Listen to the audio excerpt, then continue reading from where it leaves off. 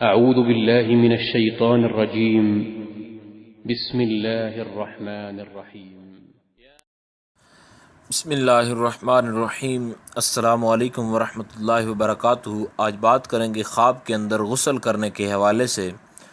تو آپ سے پہلے گزارش ہے کہ اگر آپ نے ہمارے چینل کو سبسکرائب نہیں کیا تو ضرور سبسکرائب کریں، کیونکہ روزانہ اسلامک فقہی مسائل اور مختلف قسم کی خوابوں کی تعبیرات کے حوالے سے ویڈیوز جو ہیں وہ اپلوڈ کی جاتی ہیں۔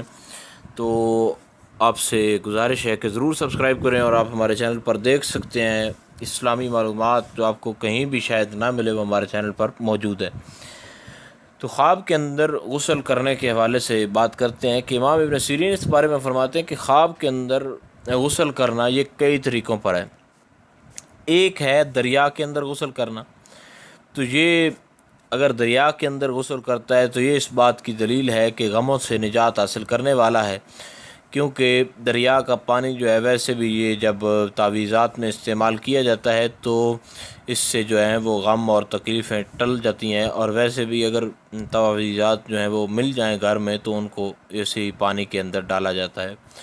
اور اگر دیکھیں بیمار ہے، یعنی بیمار بندہ جو ہے وہ خواب کے اندر دیکھ رہا ہے کہ اس نے دریا کے اندر غسل کیا ہے، تو یہ اس بات کی دلیل ہے کہ ان قریب یہ شفا پانے والا ہے، صحت پانے والا ہے۔ اور اگر قرض دار ہے تو قرضے سے سرخرو ہونے والا ہے۔ اور اگر خوف سے یعنی خوف کی حالت میں دیکھ رہا ہے، اب خواب کے اندر ہے اور ویسے خوف کے اندر یعنی ڈر رہتا ہے کسی چیز سے، تو ان قریب اس خوف سے جو ہے چھٹکارا حاصل کرنے والا ہے۔